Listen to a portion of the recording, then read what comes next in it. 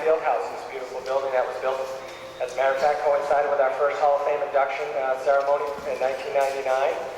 So we certainly welcome all family, friends, and alums back to the college for this weekend. This is a glorious occasion, every year, my name is Jeff Hazard, by the way. I'm the Sports Information Director here. I guess you can call me kind of like the website guy. If you go to our website, that's pretty much me. That's how we get all our news out about our athletic teams, regularly. So, and I also serve as the chair of the Hall of Fame Committee. And every year when I look at our calendar of events, I circle two. One of them is our athletic awards banquet, which we use to celebrate the athletes who are currently here and all the accomplishments that and honors that they've garnered during the year. And the second one is the Hall of Fame induction ceremony, because of course it's an opportunity to celebrate the accomplishments of those athletes that were before, obviously my time here, and that we now call legends for Oneonta State. So these two events during the year are just my two favorite events, because it's just so exciting to meet some of the former athletes who I never had an opportunity to watch play or meet and see. And it's just an opportunity to listen to them, because I always like to hear what they have to say when they come up for their acceptance speeches, which I know they've all prepared and they all have notes. So we'll be looking forward to that as we go along here. The first gentleman I'd like to introduce to you today to bring you welcome on behalf of the college athletic department is a gentleman who has taken our athletic department to a new height here, kind of revitalized us a little bit during the 90s and into the next century here. Steve Garner, Director of Athletics.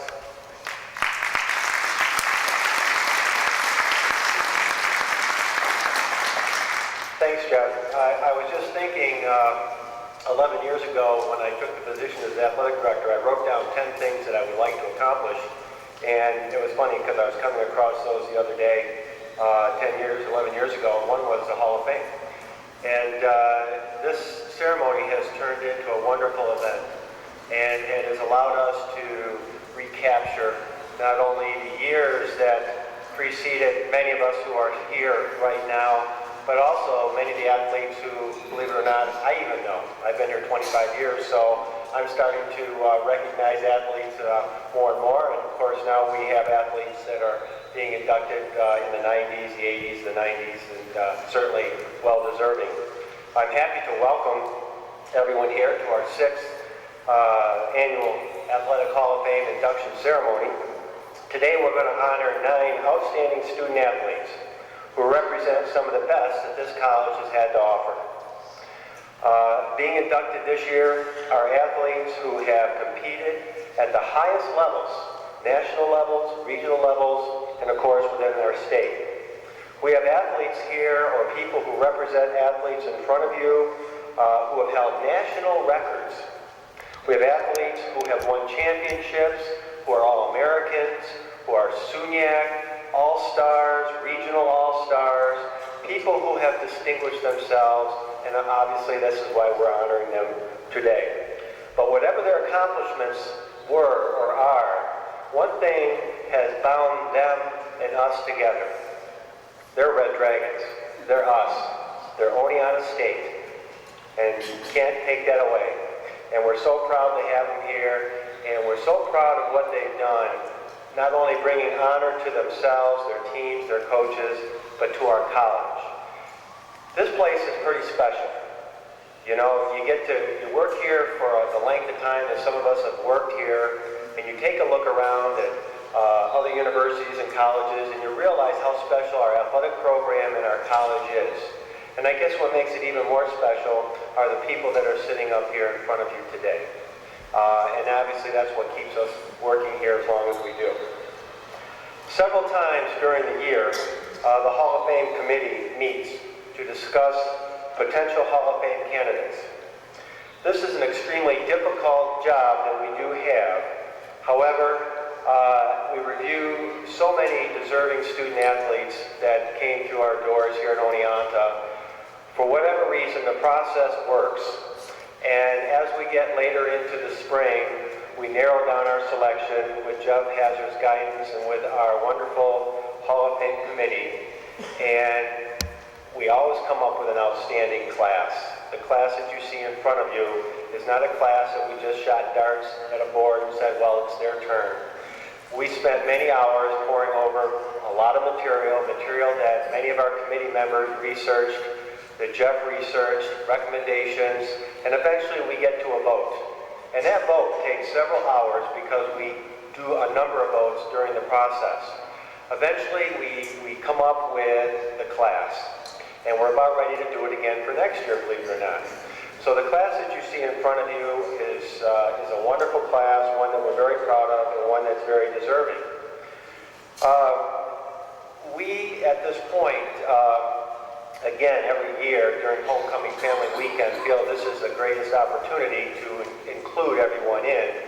And we certainly welcome back anybody who has not visited us within the last year. It's a great place to come back, a great place to come and rub shoulders again with the alumni and with the athletes and with our coaches and so on. So we're certainly happy that you're here. In conclusion, I would like to thank personally our Hall of Fame committee. They are listed on your program. They do a wonderful job in the selection process. I'd also like to thank our Alumni Association and our College Foundation for their support. Without their support, many of the events we have here, such as the Alumni Homecoming Weekend, wouldn't be as wonderful as it is. Finally, I'd like to just congratulate personally the athletes that are sitting here and their representatives in front of you.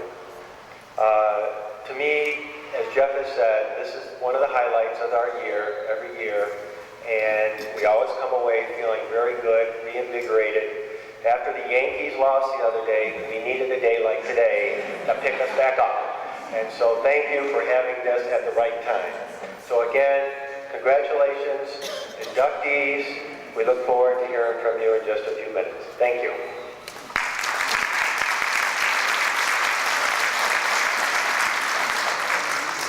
I don't want to make anybody feel bad, but as a Red Sox fan, I haven't had a bad day yet.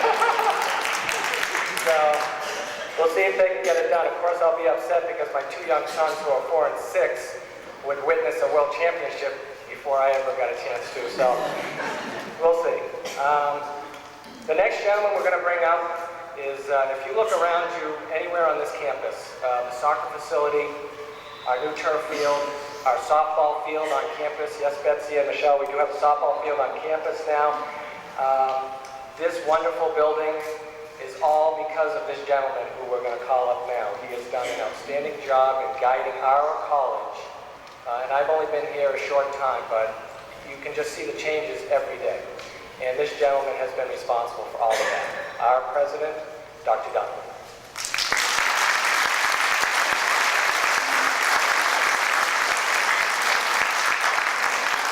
Good morning and welcome. I want to extend a welcome to the inductees and their family and friends and distinguished faculty and staff, and also distinguished returning alumni. And I appreciate some of those alumni getting up so early to be with us after what must have been a long night. I had an interesting experience last January in regard to the politics of the NCAA. It was also a time to reflect on how much intercollegiate athletics means to all of us. As you may recall, there was a reform movement in Division III, of which we are a part, and the reform movement was calling for the elimination, in effect, of any institution that had a Division I programs, and there are a handful.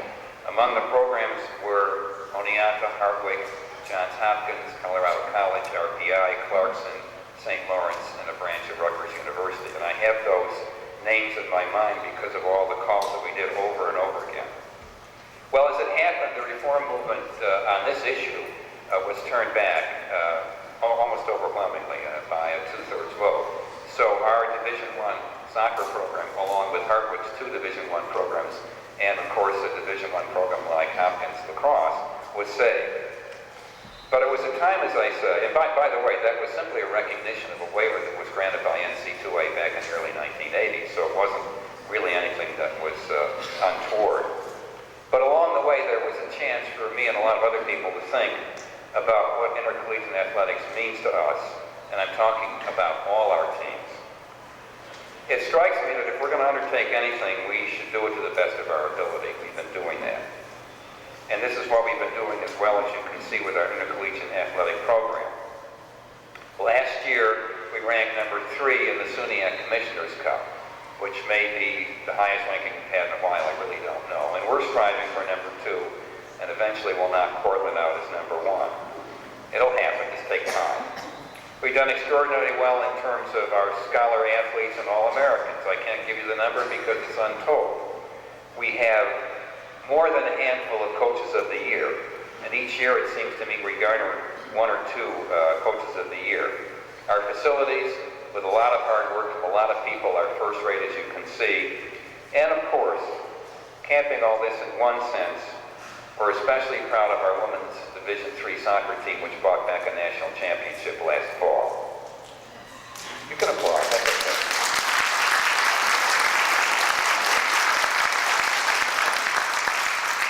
If you had been here on that cloudy and then sunny day on a Sunday, I think it was in November or early December, and saw the storybook ending to that particular match when we were behind until the last 29 seconds, and then a miraculous kick, probably the best kick that anybody will see in Division III, and by that time we had the game in our hands. But our student athletes, all of them, are engaged in the life of this college. They serve as ambassadors, they perform well academically, and they bring us dozens and dozens of honors and recognition. So all of this is part of the Oneonta tradition of athletes, and we honor again today this kind of tradition in our annual induction ceremony. I greet you as the newest inductees as a vital part of our athletic history. You performed so outstandingly in your careers here, and it's really incumbent on us now to continue to honor the legacy that you've left us. And I'm proud to report to you that we're doing exactly that. So, my personal congratulations to each and every one of you. My thanks for what you've done for this great college, and my best wishes to you and yours. Congratulations again.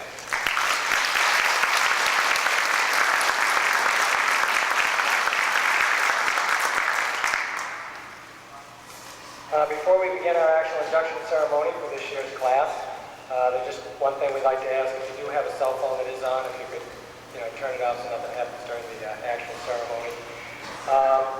We'd like to have, I know that they're present, there are some current Hall of Fame members who are here today, coming back to honor those who are being inducted. If we could have them stand to be recognized at this time before we begin our ceremony.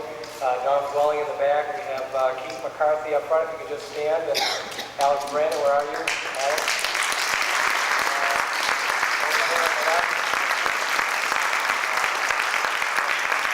Rolling down, okay, right in the back. Thank you very much for coming. Congratulations again. It's great when the Hall of Famers who are already in come back to honor those who are entering their elite group of individuals. So we thank them very much for coming back. Well, let's get started.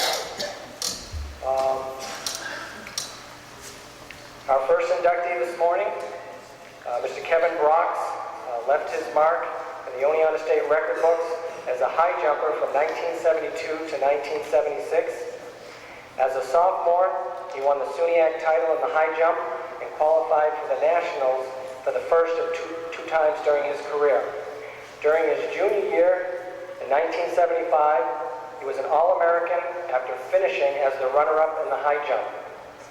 He actually was tied for first place, but if you know anything about track and field, it goes back to fewer jumps at certain heights, and that's where he happened to finish second, but he did finish tied for first that year. That same year, he did hold the national high jump record, which makes him one of only a couple of Oneonta State athletes that have ever held a national record in any sport here. After receiving his bachelor's degree in philosophy from Oneonta, he completed a law degree at Cornell in 1980. He currently is a partner in the law firm of Reed and Lonato in Albany, where he's worked since 1983. Please help me in welcoming to our Hall of Fame class of 2004, Mr. Kevin Brox.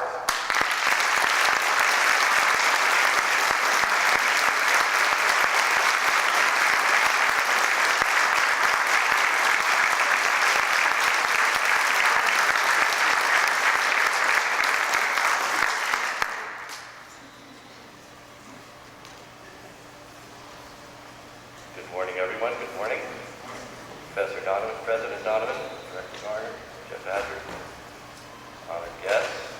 This is such a fun event. Everyone's all smiles, so it reminded me of the W.C. Fields remark, start your day off with a smile and get it over. I'd like to introduce my wife, Cindy, my daughter, Nettie, and my son, Kevin, if you all would stand up for a second.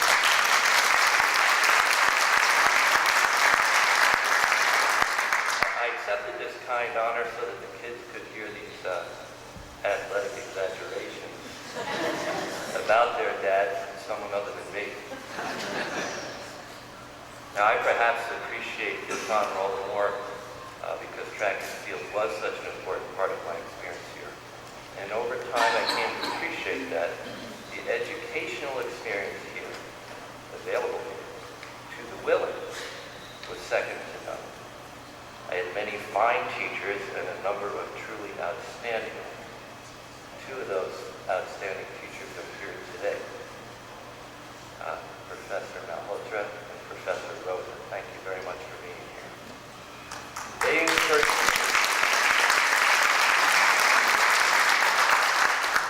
encourage me to reach. That comes in very handy in life. And it is a pleasure to see Coach Hurley here. A gentleman, really, a character and integrity. John was willing to drive halfway across the country so a kid could jump in a track meet. Thank you, John.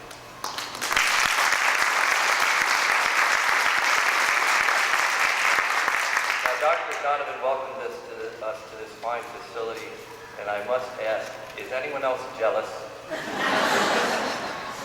We can be polite, but you have to feel jealous. But of course, it's not where you train or the field you play on or the weather you compete in. It is rather the people you are with. And Oneonta has enjoyed fine people in abundance in the classrooms and on the playing field, and I'm honored to be counted as one of them. So thank you very much.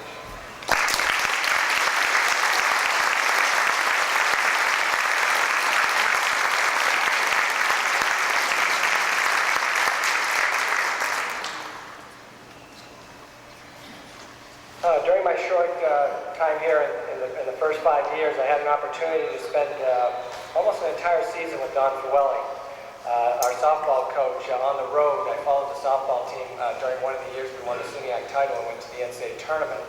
I don't know if that was out of necessity or maybe I just wanted to be near Don, but I don't know if that was a good thing. But he used to tell me all the stories. Don's got a million stories, and I appreciate every one of them because they're about what goes on here during athletics and what goes on for these kids on a daily basis.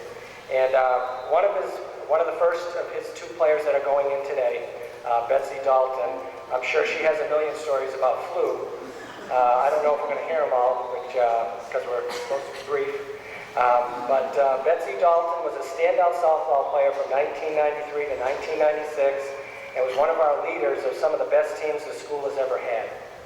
During her 4 years as a starting second baseman, the Red Dragons amassed an amazing record of 92 and 35.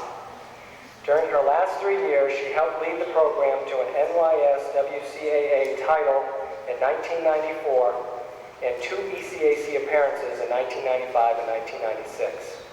She was a 3-time All-SUNYAC and 4-time All-State selection, along with being an ECAC All-Star and the most valuable player of the softball team as a senior. Statistically, which is a lot of what sports is about, she is the career leader in batting average at .412, while being 5th in hits, 4th in doubles with 25, 158 hits, and 2nd in stolen bases with 34. She is also 2nd all-time in the toughest to strike out category. In 383 career at-bats, she only struck out 10 times. Betsy has spent her postgraduate years as a teacher and a coach in her hometown of Elmira. She received a master's degree from Elmira College in December of 2003, and her high school thought she was so outstanding that they inducted her into their Hall of Fame that same year. So please welcome Betsy Dalton.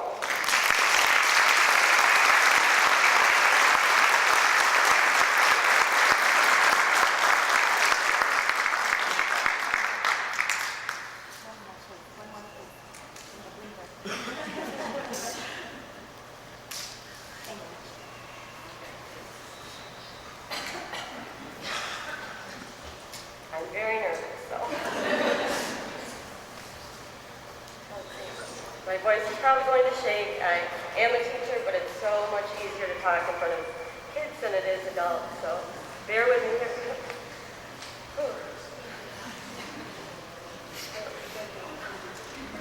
Okay. All those statistics, they really, I was listening to them, and they really, I mean, forget about all that. When you have great coaches and great friends that you need. I'm not going to cry, I'm just nervous. And we look around this facility and we are jealous because it's beautiful, but we used to get down to Neowa Park in the back of Boo's truck.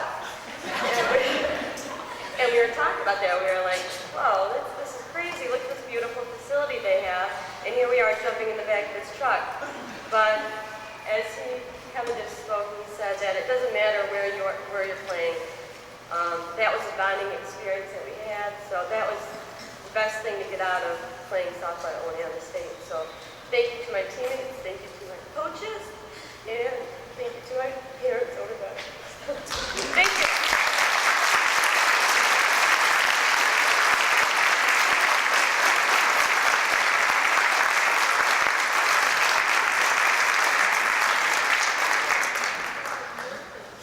I was hoping he has some good stories. Our next inductee has really the distinction not only of being a part of this elite class, but she actually is the first volleyball-only athlete who is in our Hall of Fame. So she has kind of a, she's carrying the torch now for future volleyball players. Babette Thoma Furman, known to her classmates as just Babs, has the distinction of being the first volleyball player to enter the Hall of Fame. She was a 4-year standout and led the Red Dragons to prominence within the New York region. During her freshman year, she helped the team to a 3rd place finish at the New York State Tournament and a berth in the Eastern Intercollegiate Athletic Association for Women, which at that time, that was pre-NCAA, so that was really the big tournament at that time. Division III championships. During her sophomore season, the team won the consolation bracket of the state tournament, and in her senior year, she led the team to a 4th place finish. Babs was a 2-year captain and a 2-time team most valuable player for teams that compiled an overall record of 78 and 62 during her 4 seasons. Babette graduated from Oneonta with a degree in general studies before working towards a master's degree in exercise physiology, which she finished at Adelphi University in 1986. In 1992, she completed a 2nd bachelor's degree in physical therapy from Russell Sage College, where she has put that degree to work as a physical therapist within the WSWHE, which you'll have to explain what that actually means, BOCES in Saratoga Springs, New York. She also finds time in her schedule to work with special needs children in local school districts in the Saratoga region. Please welcome to the class of 2004, Babette Thoma Furman.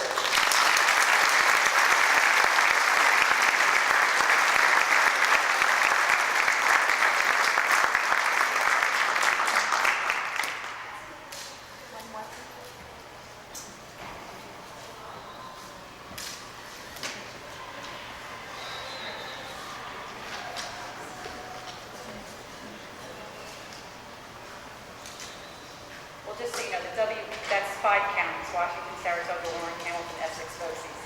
This is what I work for.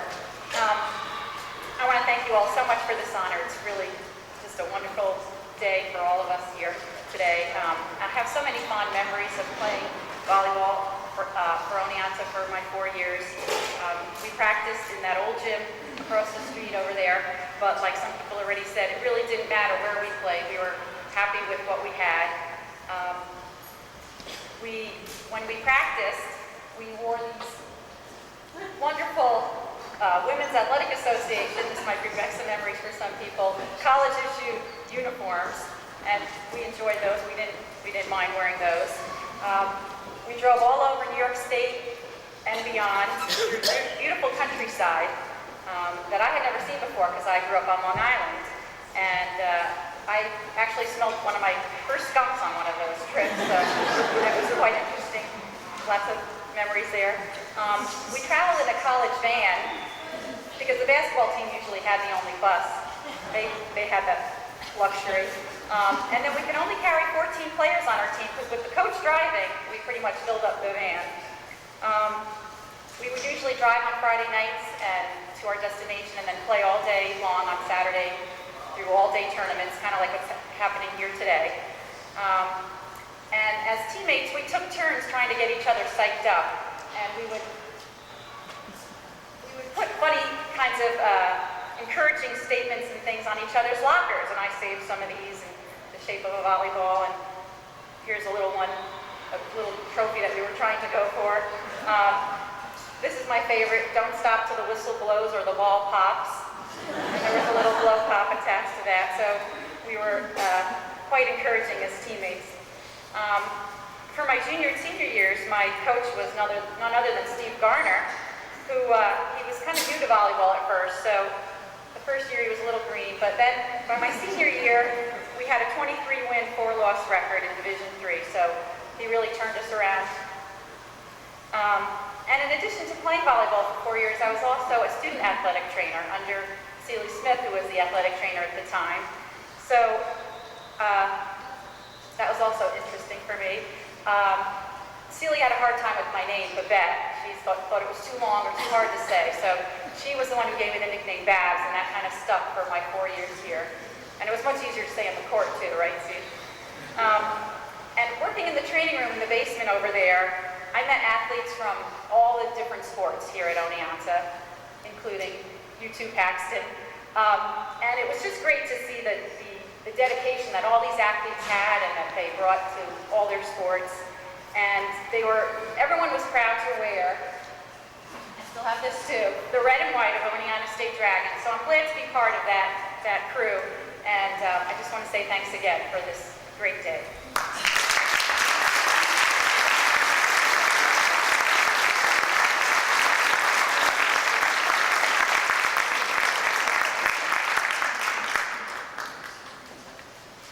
I think Steve wants to know if that t-shirt, if you had to turn that back in.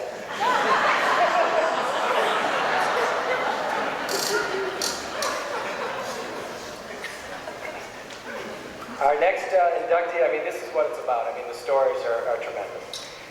Our next inductee, every year, it kind of works out this way, but it's not planned this way.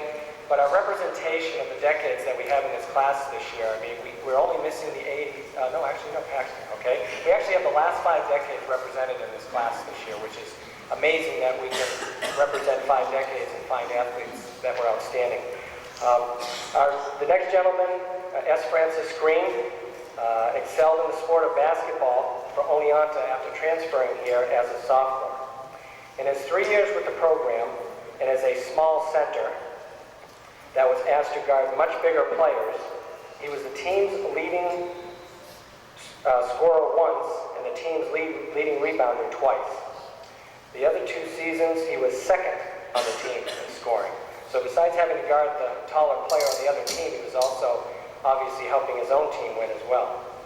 After graduation, he taught elementary school from 1955 to 1959, middle school science from 1959 to 1985, and served as a high school science teacher and principal from 1985 to 1992 in Salem, New York. He completed a master's degree from the University of Vermont in 1995, where he served as an adjunct professor from 1992 to 1995. He was a football official and a baseball umpire for 40 years, and in 2000 was inducted into the National Football Foundation Hall of Fame, which is a very prestigious honor. So please help me in welcoming S. Francis Green to the class of 2004.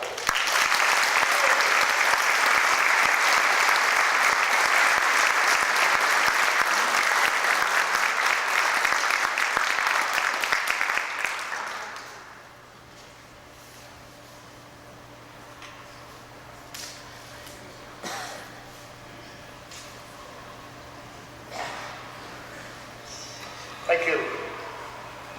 First of all, I'd like to congratulate the fellow honorees. I feel like I'm your parent almost.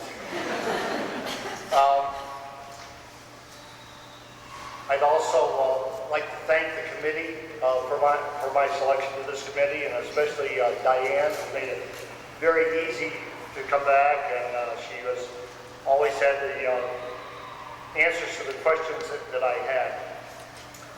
I feel that I'm here today because of many people. First of all, I'd like to mention Coach Hal Chase and Mylan Bundy, who was the AD at the time that I was here, and the support that they gave me. And Hal was a great coach, a great man, and Mylan was always finding a little job for me to do, sweep the floor or something where I could earn a few bucks. And Hal was also instrumental in me getting started in football officiating. I started officiating here in the Oneonta area. I know Diane said she didn't want to hear any little stories, but Hal and I had an old car when I came here, 1940 Chevrolet, and my parents struggled to even give me that. But so one time Hal's car wasn't available, and he asked if I could drive to the game, but we had to go over the mountain, I don't know, Gilbertville or someplace, and Hal said, "This car doesn't quite seem to be running right." And I said, "No, I'm having trouble with the fuel pump." But I said, "I think if we turn around, we back up this hill, we'll be okay."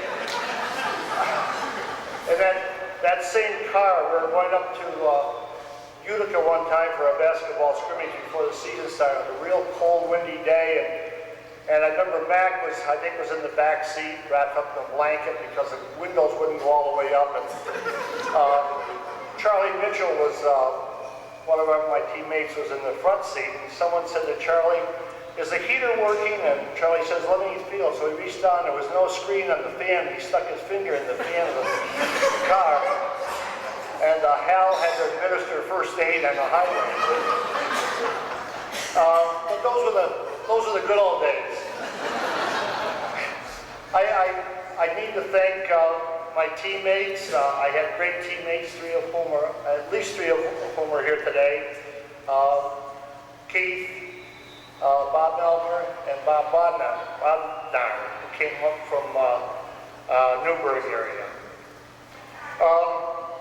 You know, it's amazing what we have here today at Oneonta. When we play, Babs, you're talking about the hardships you went through.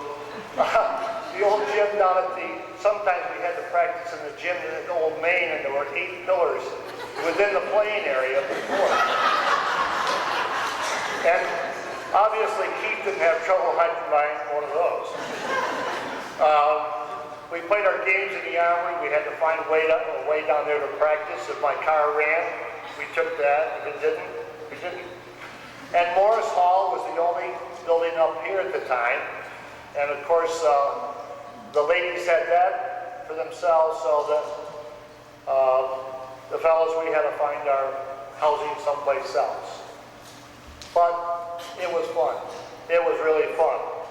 As someone mentioned, I transferred here from another SUNY college, which I won't bother to mention, as a very unhappy freshman.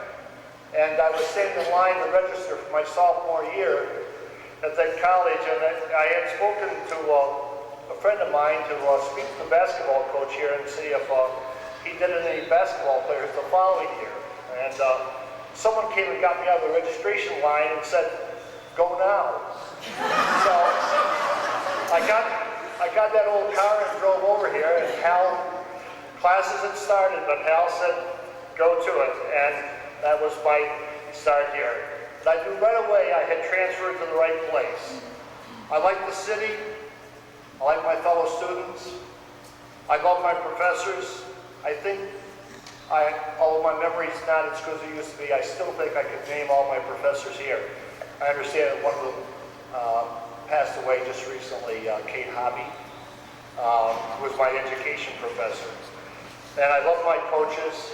And the facilities were limited, but it was a great place. And I'm proud to be a Rip Dragon.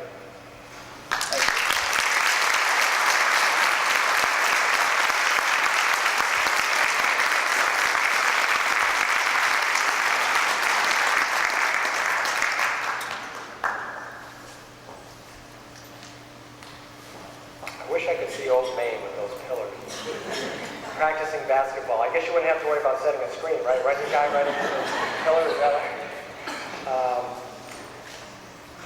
Our next inductee, Anthony Heap, is another in the long line of outstanding soccer players during the late 70s and the early 80s. He was a member of the men's soccer team from 1977 to 1980, and during that time, he helped lead his teams to 4 ECAC Division I Northeast tournament appearances, including 2 titles in 1977 and 1980. During his career, he was an All-American, an All-State, and an All-Conference player, and finished his career with 14 goals and 6 assists. As a senior, he led the team in scoring with a career-high 8 goals and 17 points. Anthony was drafted by the Calgary Bombers of the North American Soccer League and played 2 seasons for them before the team folded.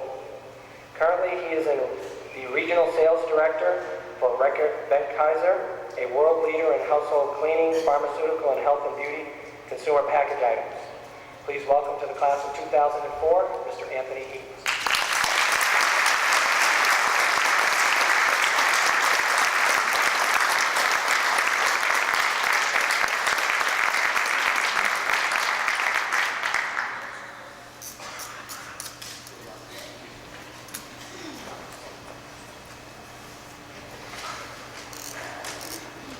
Thank you very much. It is indeed a great honor to be here today. And when I got the induction notice some couple of months ago, it really did make me stop and reflect what my time in Oneonta has meant to me and how much it has had a real positive impact on my life. But let me take you back a little bit and tell you how I actually got to Oneonta. There's a story there, which is many miles from my home. Original home. I grew up in a town in the north of England called Oldham, which is a big soccer community, which is about 8 miles from Manchester, which is home of Manchester United, one of the biggest clubs in the world. All I wanted to do as a child was to play soccer. I had no time for education, much to the chagrin of my parents. I idolized a player called George Best, who was the Michael Jordan of his era at the time. I left school at 16 years old. All I wanted to do was play soccer. I started a career in the construction business as an apprentice carpenter. I was playing soccer for a professional team over there at the youth team level, playing against some real good caliber teams. I was happy. I had some money in my pocket. I had some good friends, and I was playing the game I loved. Then my whole world came crashing down. My parents decided to emigrate to North America, to Canada. At that point, as an 18-year-old, there's no way I was leaving. My life was set, everything was fine. I had a younger brother and sister who obviously had no choice but to come, and an older brother who stayed behind. So I went kicking and screaming. There's no way I was leaving my life as it was. But anyway, my family left. My mother convinced me to come over to Canada to spend at least a year to try and make it work. I did that. I arrived in Toronto in October, which was the start in the fall. As you know, Canadian winters are very cold, harsh, and hard on the system. I did get a job in construction, working outside, but obviously very quickly, it wasn't a place I wanted to be. I couldn't wait to earn enough money to come back to the life I left behind. So the spring came, the snow melted, and there it was. I saw some green grass finally, and there were some soccer fields in Canada. I did start to play for an amateur team in Toronto called the Toronto Emeralds. Life was starting to look up. I met a lot of players from a similar background. I started to feel a little bit more at home. That's the first time I met Alex Brennan, who made this journey down with me many years ago, and we've remained good friends ever since. But still something was missing. It still wasn't quite right. It wasn't home. I got chosen to play for the provincial team in Ontario, then for the Canadian national under-19 team. I travelled a lot. I had some great experiences. Believe it or not, within 6 months I was a Canadian citizen.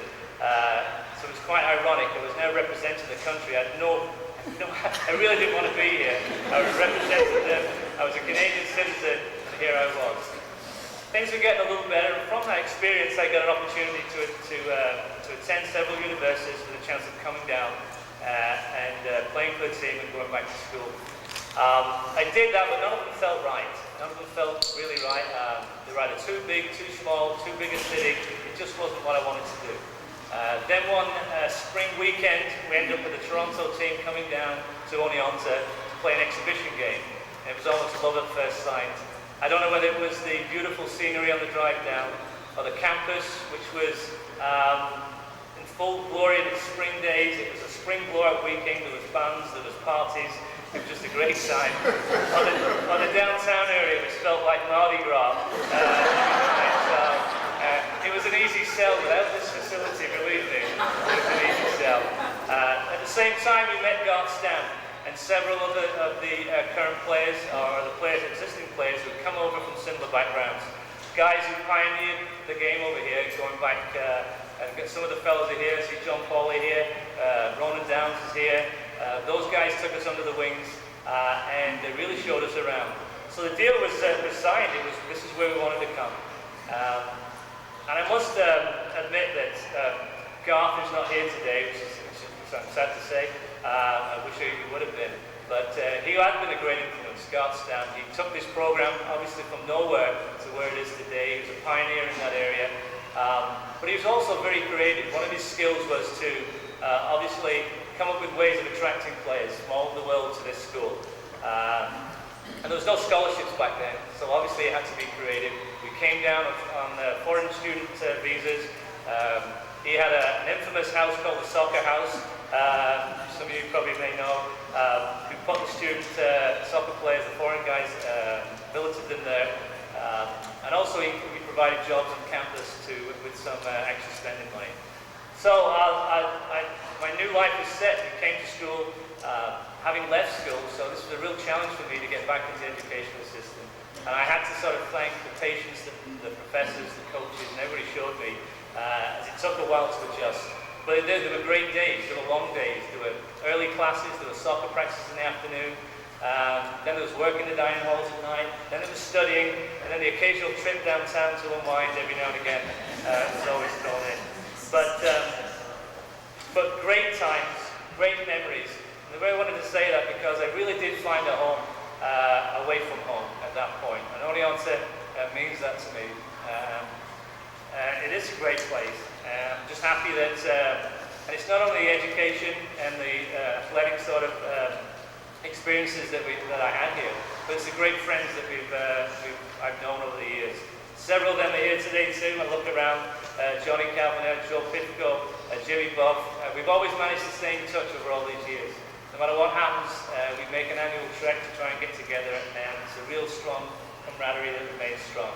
And obviously, Alec Brennan, who's here today, it's great to see Alec, who came down with me and liked this town so much that he stayed.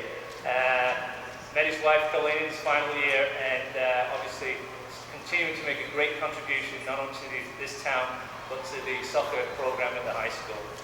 So in summing up, I'd like to thank Oneonta. I'd like to thank you for the opportunity that you gave me. I'd like to thank the coaches, my professors, and all those students that I met over the years, and all the families who've never let us go hungry, who've never let us spend a holiday weekend on campus. If it was Thanksgiving weekend, I would have several or dozens of invitations to come home with them. And the US, America, and the people here are such a strong feeling, and I hold a real dear spot in my heart for the kindness that they extended to not only me, but many players in the same situation. So thank you. I'd like to thank my wife, Leslie, for being with me for the last 15, 16 years. I'd like to thank Sarah and Thomas for coming down with me, my son and daughter. It's the first time on campus today. Really, the education and experiences are tremendous. I'm not going to mention, obviously, the facilities that we came from, but this is just such a professional environment now. It's great to see the tradition continue, and I look forward to seeing some great games this afternoon. Thank you very much.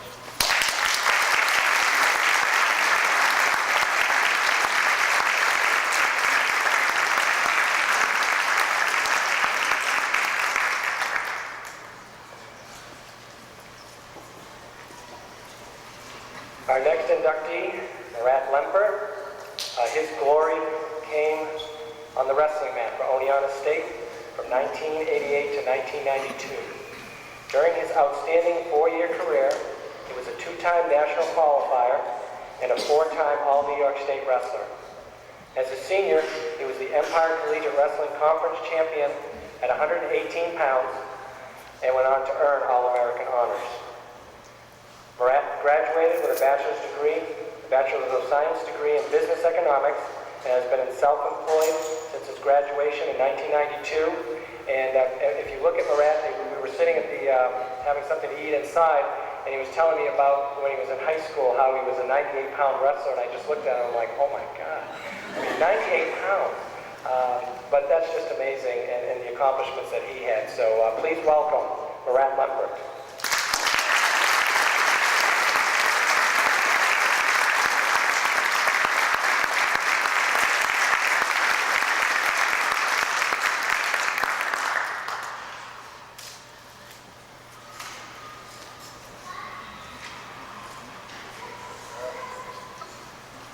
A little nervous. Listening to that record, I was wondering who that was. And the 118 pounds are long gone. I really want to thank everyone in the committee for putting together this great day. It's really a great honor, great privilege to be here and to be able to share this with my family. And I see friends who I wrestled with, and coaches and other team members, the wrestling team. It's really a great honor. And thinking back to when I went to school here, it was really, it was more than a team. It was like a fraternity without actually having to pledge. Everybody always stood by each other and took care of each other, and you needed someone to run with to lose those last couple pounds. It was a great time, and even off the field, there was always people, off the season, everybody would be together and stay together, and help each other with homework. See who had the old tests.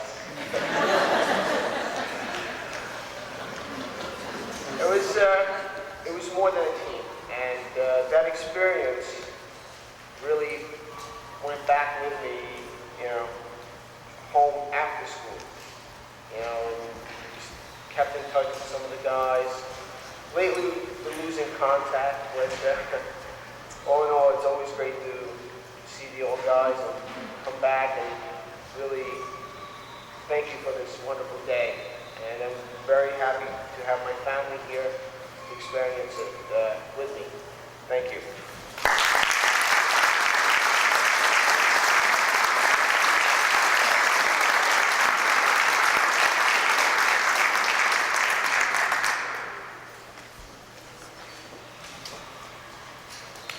Our next inductee is, I guess you could call, even though it was back in the early 60s, you could call him almost like a dinosaur now, because people are not participating in 3 sports anymore. And this gentleman, our next inductee, not only participated, but he excelled in all 3. Nathan Romano. He was a 4-year letterman in the sports of soccer, basketball, and baseball from 1960 to 1964.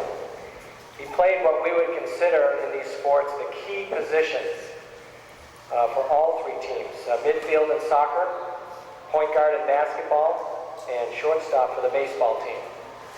Always a leader, he was an impact contributor in all 3 sports. And here, I know that this is one of the gentlemen that we don't have a lot of statistics to back up his nomination, but when we were talking as a committee, the name always came back. This guy was the leader of 3 teams in 3 key positions. I mean, it's not always about statistics, even though, somebody scores a lot of points or gets a lot of rebounds. It's also about who contributes and what they do for their teams while they're here. And I know that Nathan is one of the outstanding example of someone who might not have had a lot of stats, or we can't, get them, but we know that what he did was outstanding. After graduation, he spent his professional life as an educator and an administrator in New York and New Jersey. His final position was that as a BOCES administrator in Rybrook, New York, after having served as a superintendent of schools in Ringwood, New Jersey. Accepting on behalf of Nathan is his son, Anthony. So we would like to welcome Nathan Romano to our Athletic Hall of Fame.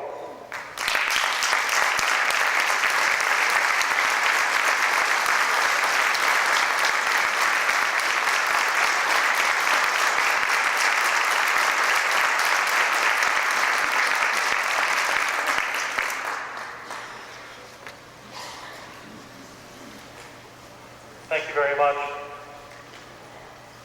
I'm proud and honored to have the opportunity to brag about my father, a man of great modesty and humility. In basketball, Nate was the general, setting baskets up. In baseball, Nate organized the infield and was an outstanding all-around player. In soccer, Nate was the scorer, putting numbers on the board. In academics, Nate excelled as well and was Oneonta's first chemistry major. In all sports, including the sport of life, Nathan C. Romano was a leader. Thank you, Oneonta and friends, from my family, my mom, and my father, one of life's true leaders.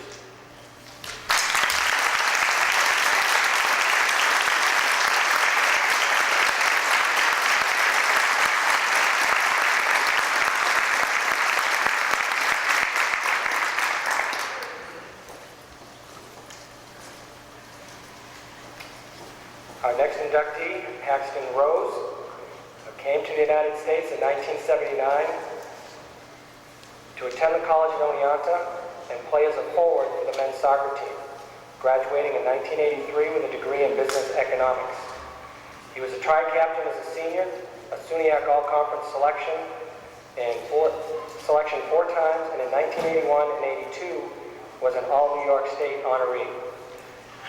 Paxton was drafted by the Cleveland Force in 1983 and began playing professionally before an injury cut his professional career short. The injury did not deter him from playing consistently during the next 20 years with a team based in Utica, the Coliseum, the Real Carib team of Queens, and many other teams in the New York City area, where he had moved in 1984 to begin a successful career in banking. He was working for the Bank of New York while also playing and serving as president of the New York Banking Soccer League at the time of his death on March 23, 2002. And if anyone was here last year, you do know, or you may not know, that we also had honored Paxton with a press box on our soccer field in his name, which was an outstanding thing to do. And now it's great that we actually get to induct him into our Hall of Fame. Accepting on behalf of Paxton is his very good friend, Gladstone Hutchinson. Welcome, Paxton.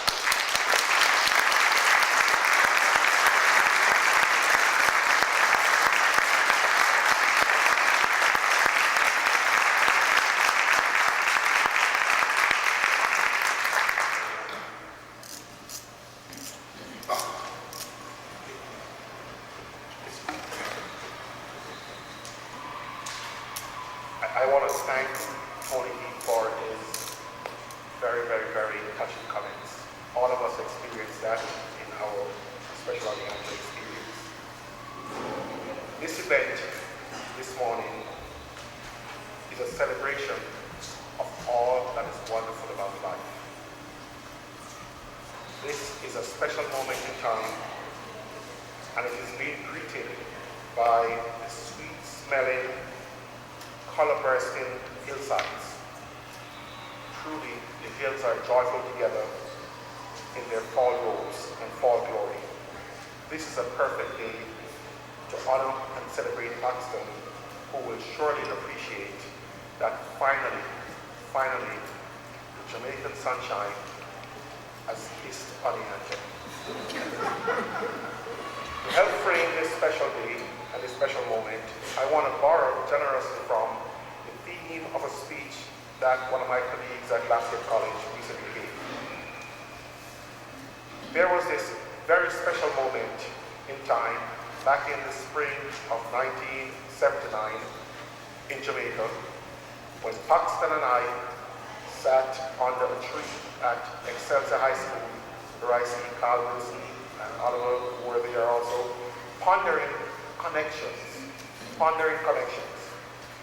We were preparing to disconnect from our family and friends and teammates and the rhythms of life in Jamaica to come to Oneonta. Just like Tony spoke about, we were also afforded this wonderful opportunity. We understood then that we were joining a new community, making new friends, being in a new kind of intellectual, academic, and social space. What Paxton and I did not understand then was that we were living in a single universe of interlocking pieces in which everything and everyone was connected. Paxton did not fully appreciate that the spectacular goal he had scored from a pass from Carl, who got the punt from me, had triggered vibrations on every soccer pitch around the world. We heard that from those who are coming from England and Canada, and I see many friends here from Iran, and we see from all corners of the world. His goal had triggered vibrations everywhere. Much like a butterfly in the middle of the pond in Hunt Student Union, flapping vigorously its wings and sending a vibration that results in a storm in China. Alex, Dave, who is preparing his team to play now, Tony Heap, Roland Down, Kuna, Oliver, Amir, Johnny C, I see here, Andrew Wheatgerm, Wayne Fuller, OST Bar downtown, Black Oak, every food establishment in Oneonta, Joe Pifko, Italian Kitchen, every dance floor, every professor, including Carson, Schramm, and Ring and O'Day, Sam and Lynch, were all caught up in the storm that resulted from the celebration of Paxton's goal in the spring in 1979. Paxton did not fully appreciate this connection, though he understood that when we made this connection to this new place, we may be possible making disconnections from the places that we had loved in the hope of the pursuing opportunities that were in front of us. Paxton thought that that was going to be the word. That's how we all understand life. We believe that when we choose some classes, we forego taking others. When we choose a career path, we give up other career paths. When we choose to be in one location, we give up other locations. This is how we understood the world. As we made new connections, we've given up old connections. But what happens? Paxton didn't understand. What happens when the cuts you think you have to sacrifice make surprising turns? What happens when the cuts that Paxton thought he had made after 4 glorious and wonderful years at Oneonta? What happens when the cuts refuse to stop celebrating him because his life is a testament to their ideals and their identity? What happens when the midfield player who framed the opportunities that led to many of Paxton's goals is now holding Paxton's hands, crossing the threshold into the Sports Hall of Fame at Oneonta? Tony was the center midfield player for Paxton's many goals. What happens when those who shared clothes, broke bread, told stories with Paxton for all those wonderful years, when he reconnected here, are now back in the same space with him, sharing in his celebration? What happens when the person who made the perfect pass to Paxton that started the celebration, that connected and shook every pitch around the world, the person who made this pass in high school is here with Paxton right now, crossing over the threshold into the Hall of Fame. What happens, Paxton? What happens is that same sunny, sweet-smelling morning in Excelsior High School, under that tree, looking at the Blue Mountains, has now become the sweet-smelling, joyful day at Oneonta with the glorious sunshine, all in your honor. Paxton, enjoy it.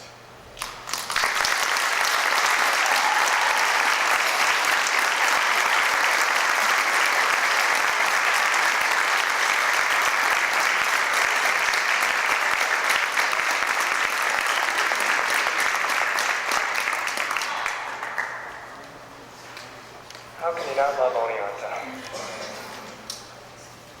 Our final inductee, which would be perfect for a softball player to kind of bring us on home, although she was very good at getting people out, so but I know she was a great hitter as well.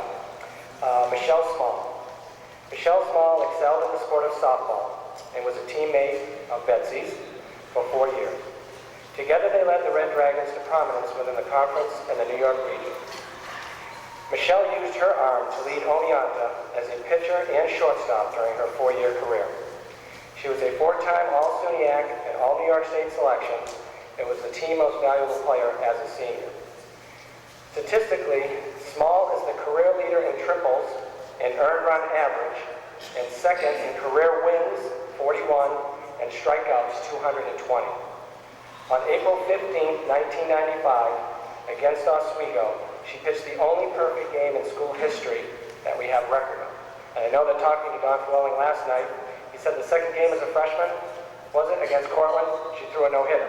So we do know that she has far exceeded and excelled just beyond what she has accomplished.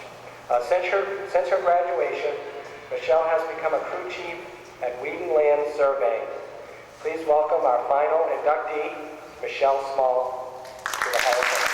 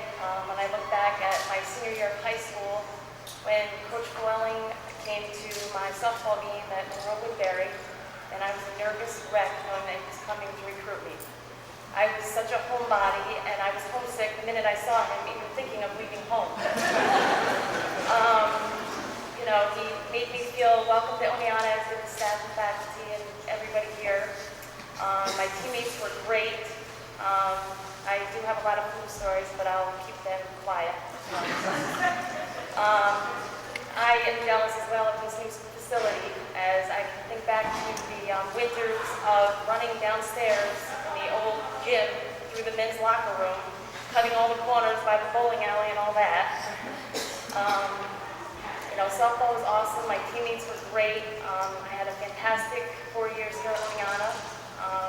It became my second home, which I really did want to go home at times once I got here and got established. I want to thank my family for supporting me through all the years of coming to watch me play. You know, softball was my life as a kid in Little League. We really didn't have summer vacations. It was travel, softball. That was vacation, you know, going from park to park. And, you know, my dad, who I think he missed maybe a handful of softball games, he was there through thick and thin. He was behind me the whole way. He couldn't be here today. He's away hunting. But he's got to do what he has to do as well, which I support him. You know, it was unbelievable. And congratulations to everybody up here. Again, it's a great honor. And my husband today, he still supports me. I'm still playing softball, and he makes it to every single game. And again, that's our vacations. Michele playing softball. But he backs me up, and I just want to thank everybody. Thank Coach Slancy and Flowing again for everything. This is awesome, and thank you.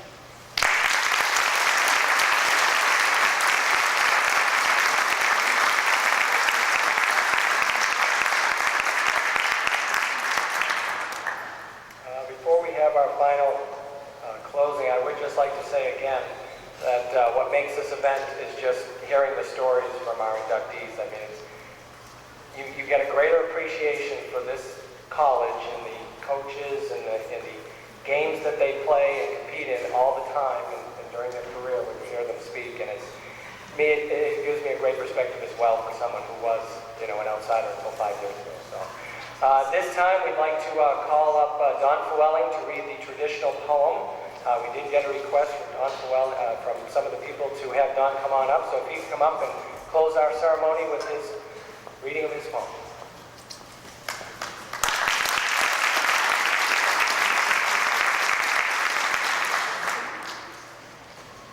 My congratulations to all the inductees today. It's been a great day for us.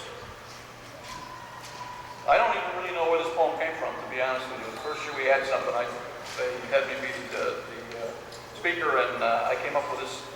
And one of these days I'll have to go back and find out where it actually came from. So, because a lot of the inductees have asked me for copies of it, so I will take care of that in the future. Here it is. It seems it's been forever since the first time that we met. We've shared some days together that we just cannot forget. There was work, and there was laughter, and there were tears and triumphs too. Successes and disasters, but somehow we came through. Yes, we worked to make things last, and yes, we had to strive, but God, our blood ran hot and fast, and God, we felt alive. It's those moments we'll rely on. They bespeak the way we feel, for we started out as iron, but we ended up as steel. And now in days that yet will dawn, although we'll be apart, those memories we know will spawn a smile in all of our hearts. Now take our wishes with you for blessings from above, for happiness in all you do, but most of all, our love. Thank you very much.